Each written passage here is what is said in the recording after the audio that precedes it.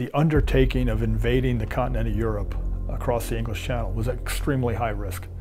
You will bring about the destruction of the German war machine, the elimination of Nazi tyranny over the oppressed peoples of Europe, and security for ourselves in a free world.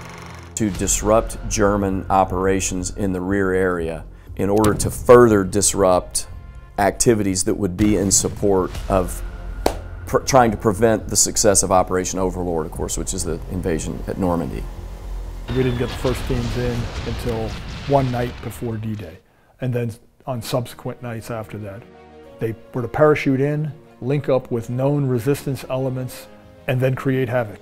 My grandmother was actually in Normandy on D-Day. And then sure enough, living through D-Day, going to bed at night with bombs and airplanes flying overhead, hiding out in the basement of her house, waking up the next day to a knock on the door, and it was an American officer that had just liberated her village from German occupation. If you cannot operate as a team collectively in that small of an element in hostile territory, you won't accomplish your mission.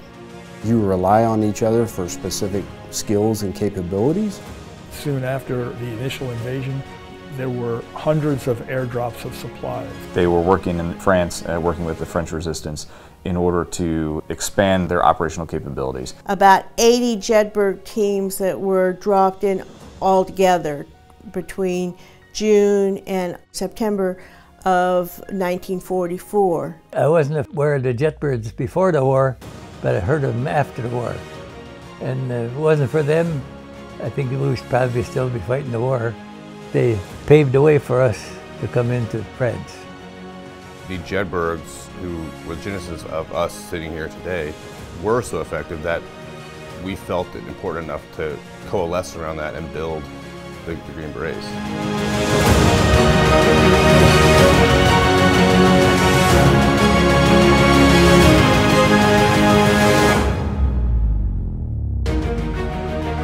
Sensitive or special activities capabilities within the military, and really the brainchild of Wild Bill Donovan. And he envisioned a clandestine service that could do everything from intelligence collection with deep covered agents. The mission, it's changed, warfare, we've modernized, but I think for SOF and Special Forces and Green Berets, it hasn't really changed all too much, right? We're still working by, with, and through partners and allies for an end state.